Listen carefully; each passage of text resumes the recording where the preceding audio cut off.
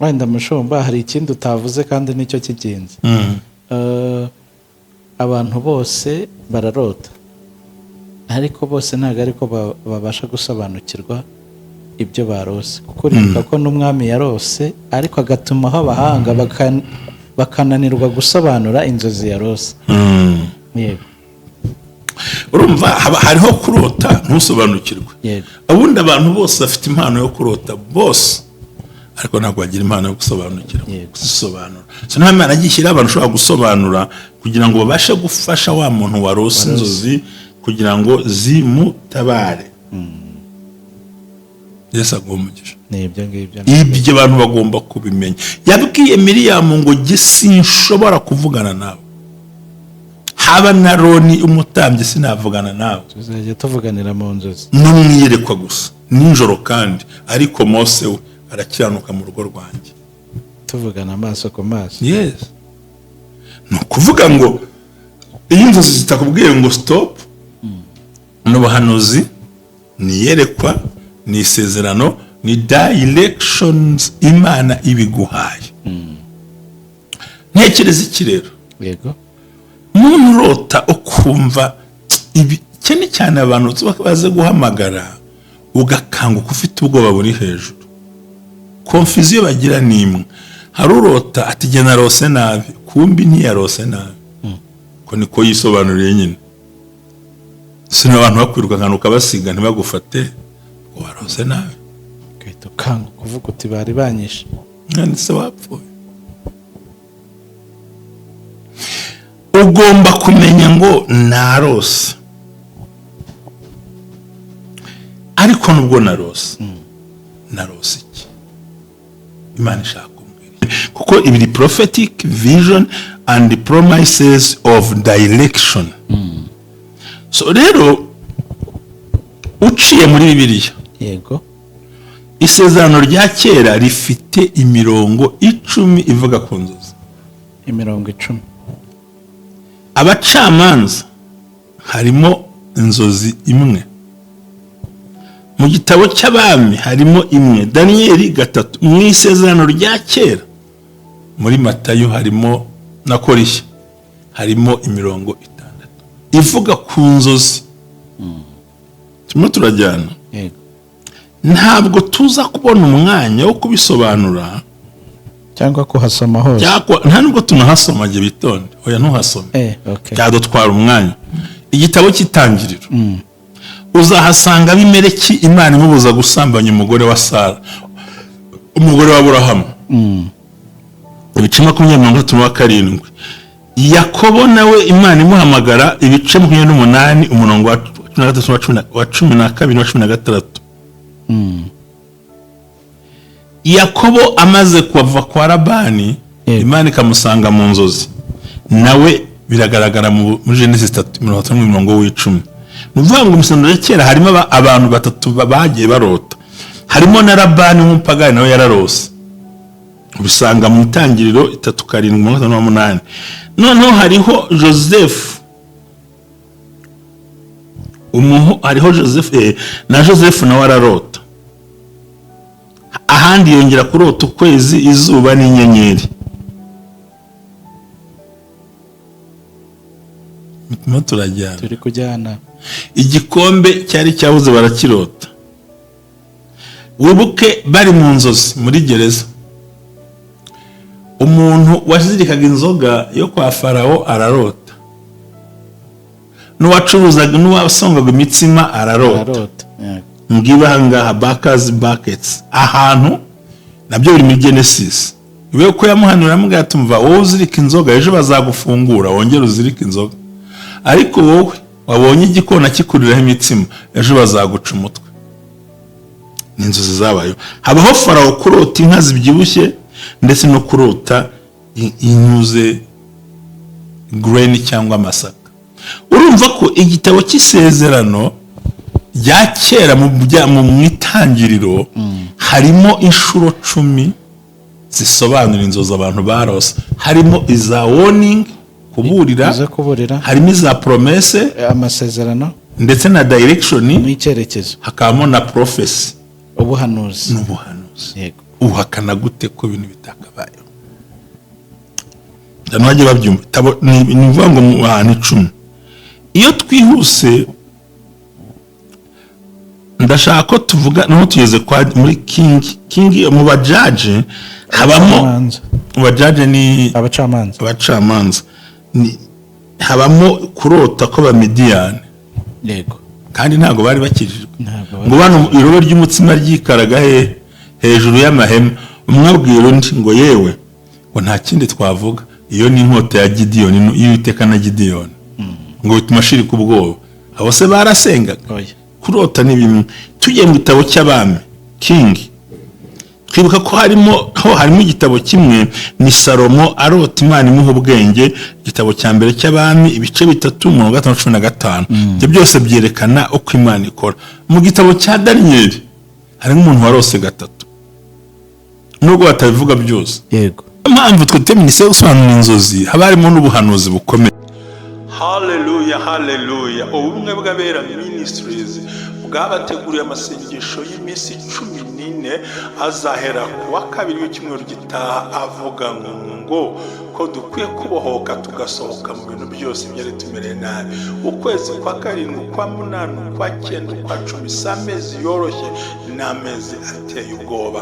Niyo mpamvu tuzatangira amasengesho avuga ngo deliverance from the bondage and evil altar.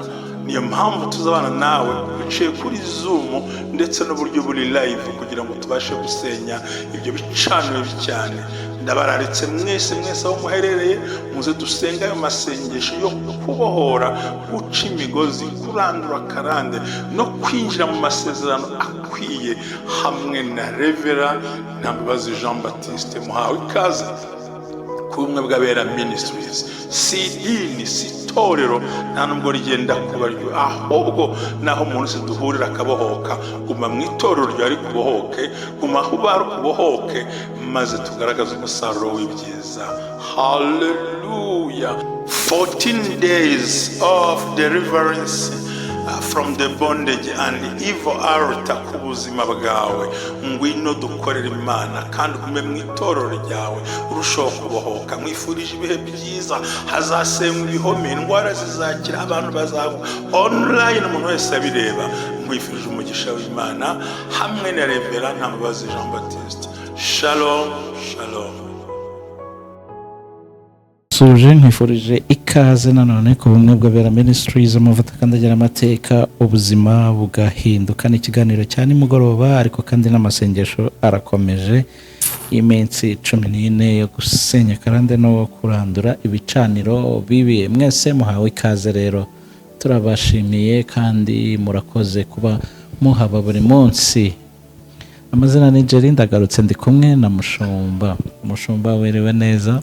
Niriwe amahoro, niriwe munezero, ndumva Imana igikomeje kubana natwe kuri uyu munsi, ngira ngo ni wa 7, wa 6. Rero mfite icyifuzo. Dufite aba contre 6 cyangwa abantu bavuga ibintu batazi cyangwa se birengagiza ku kijyanye n'inzozi.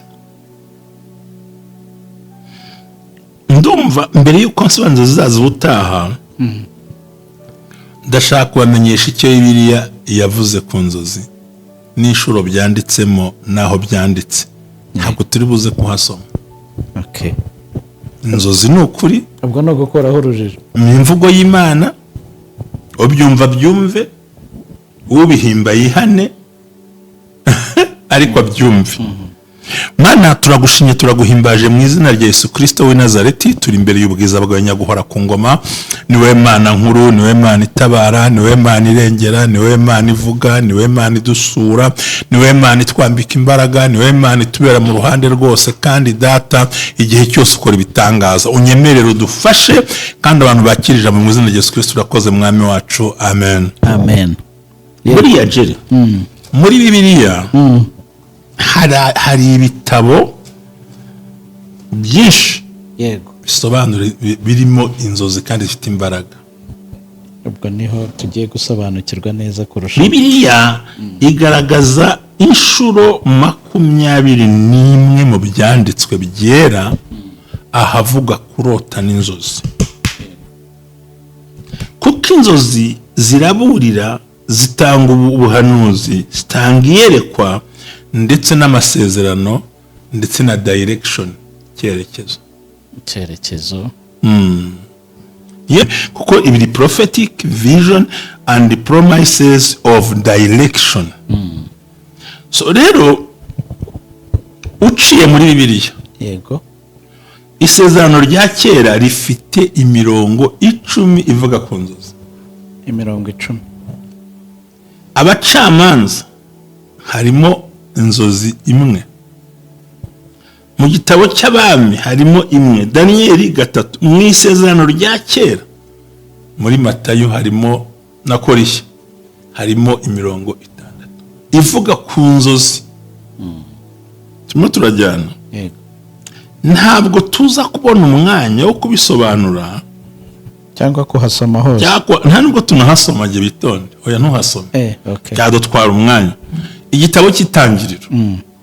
Uzahasanga Abimeleki Imana imubuza gusambanya umugore wa Sara, umugore wa Aburahamu.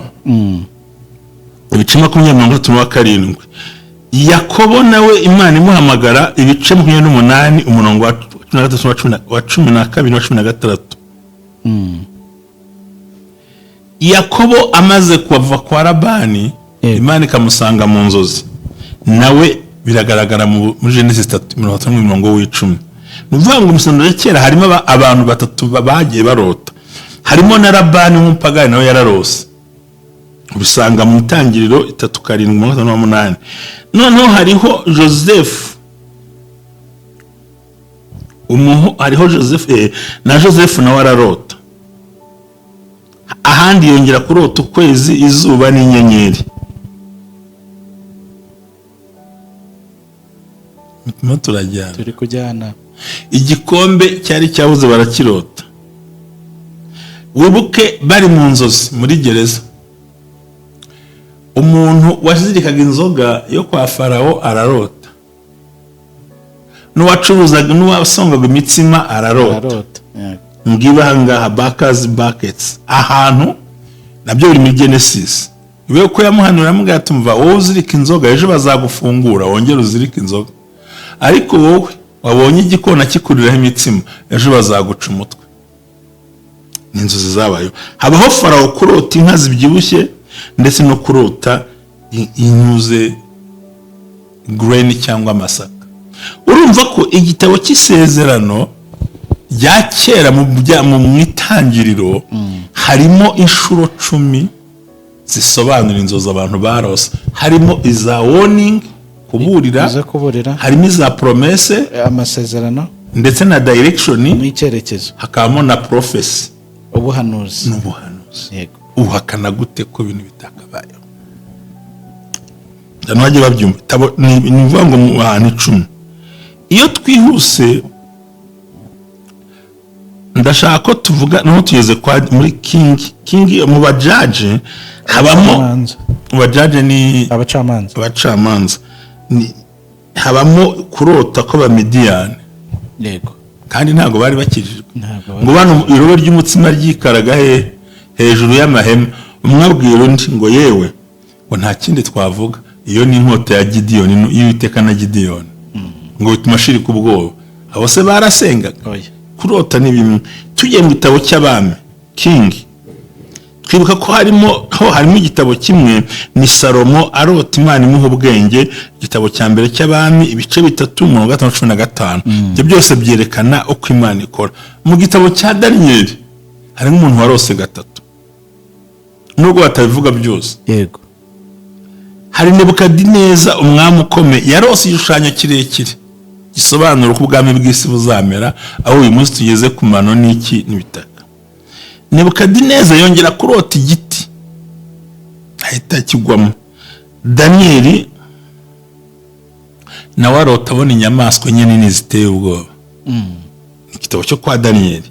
Noneho hanaho waza ugasanga mu isezerano rishya igitabo cya Matthew yonyine gusa cyihariye inzozi, ariko n'ibyakozwe n'intumwa hari aho Imana yavuganye mu nzozi n'uwitwa Petero. Yego.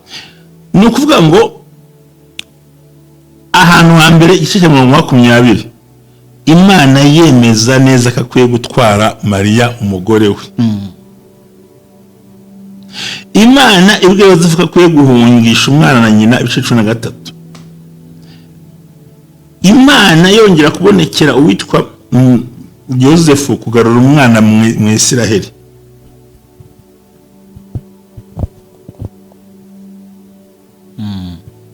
Turagendana.